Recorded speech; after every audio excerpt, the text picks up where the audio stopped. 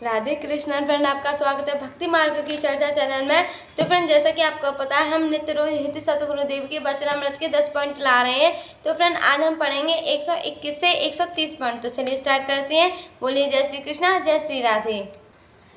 Number 121, हमें मृत्यु का भय है, हमें रोगों का भय है, हमारे अंदर नाना प्रकार की कामनाएं वासनाएं बनी हुई हैं, तो हम कैसे शांति का अनुभव करें। किसी को फांसी की सजा सुना दी गई हो और उसको अच्छे अच्छे भोग दिए जाएं तो उसे कैसा लगेगा।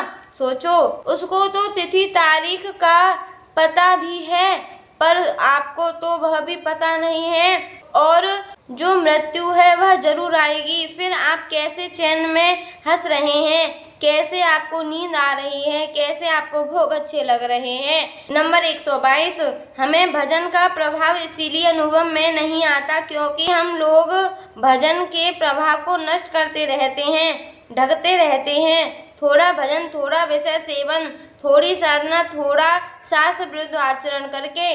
नंबर 123, इष्ट का स्वभाव जैसा होता है वैसा ही करने पर आराधक के हृदय में जब तत्व प्रकाशित होता है तो उस उपासक का भी वैसा ही स्वभाव बनने लगता है।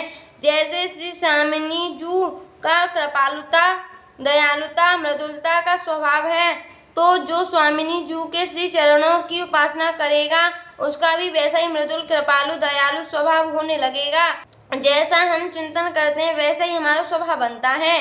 नंबर 124, दूसरे के दुख को देखकर द्रवित हो जाना, पर विवेक से युक्त रहना, कहीं ममता न होने पाए, यही उपासक की चतुरता सावधानी है। अन्यथा भरत जी महाराज से कोई गलती थोड़े ही हुई थी। मृग के नवजात शिशु को आश्रय दिया पर ममता हो गई तो फंस गए। इसीलिए किसी की सेवा तो करो पर निरपेक्षता बनी रहे, अगर ममता कर बैठे तो फंस जाओगे। प्रभु गीता जी में कह रहे हैं, मैत्रेय करुण एव च निर्ममो, कि सब जीवों से मित्रता करुणा का व्यवहार करो पर निर्मम होकर के। श्री हरिवंश महाप्रभु जी ने कहा है, सब संहित निष्काम मते। नंबर 125, गीता जी में प्रभु ने वर्णन किया कि 2 प्रकार के योग भ्रष्ट होते हैं।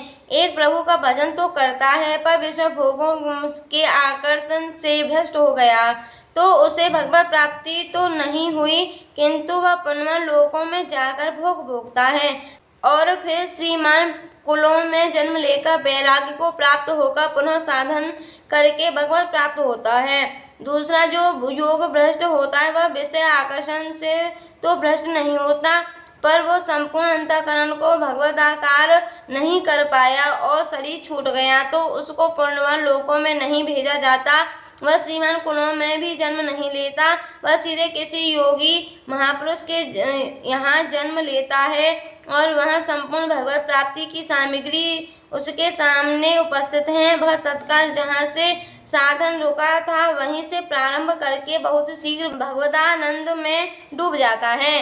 नंबर 126, अगर किसी का भक्त या संत वैष्णव की सेवा करने का अभी अवसर आए तो प्राणपण से सेवा करनी चाहिए। कोई भक्त संत वैष्णव है और कोई उसकी सेवा में नहीं है तो वह साधना एक ओर रखकर साधक उनकी सेवा करे। कई साधनाओं के करने से भी जो शीतलता हृदय में नहीं होगी वह उनके आशीर्वाद से हो जाएगी। अभी सेवा का अवसर आए तो चूकना नहीं चाहिए।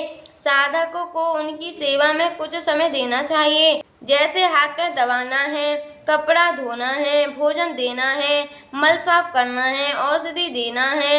इससे बहुत कृपा प्राप्त होती है। इसमें न संप्रदायवाद देखे और न गृहस्थ विरक्त देखे और न ही परिचय देखे। कहीं भी अगर ऐसा अवसर मिले तो साधक को सेवा में कुछ समय जरूर देना चाहिए।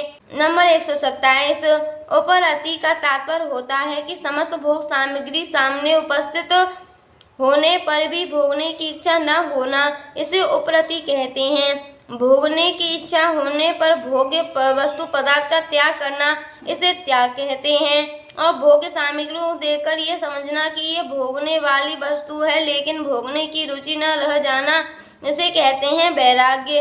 लेकिन वो भोगने की वस्तु है, ये भाव ही खत्म हो जाना, ये है उपरति।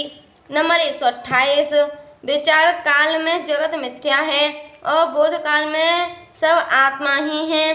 जब तक भगवत साक्षात्कार नहीं होता तब तक सब झूठा है, ऐसा मानो। नहीं तो वैसे ही राग करके फंसे हो और ये मान लिया कि ये सब पारिवारिक जन, स्त्री पुरुष धन आदि मेरे भगवान हैं, तो स्त्री पुत्रादि में और राग हो जाएगा। राग से अनुराग के बीच में वैराग्य है।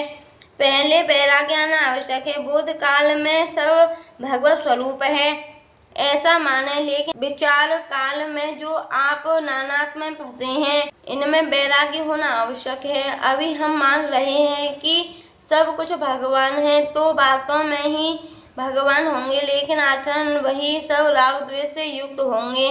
बिना राग त्याग किए ये बोध नहीं होता।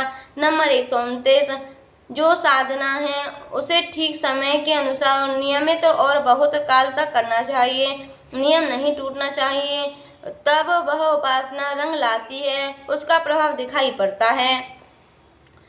नंबर 130, वास्तविक साधुता उसी के हृदय में प्रकाशित होती है जो शास्त्र सिद्धांत से चलता है।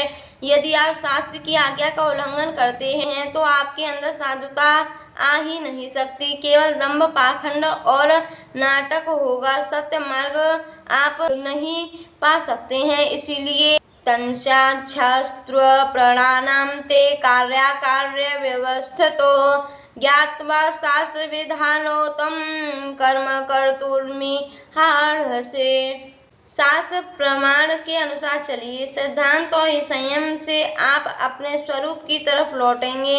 यदि सिद्धांत और संयम छोड़ दिया तो फिर बहिर्मुख होकर के विषयासक्त रहेंगे, केवल ऊपरी नाटक होता रहेगा। तो फ्रेंड, आज की वीडियो हमारी यहीं खत्म होती है। मिलते हैं अगली वीडियो के साथ। राधे कृष्णा।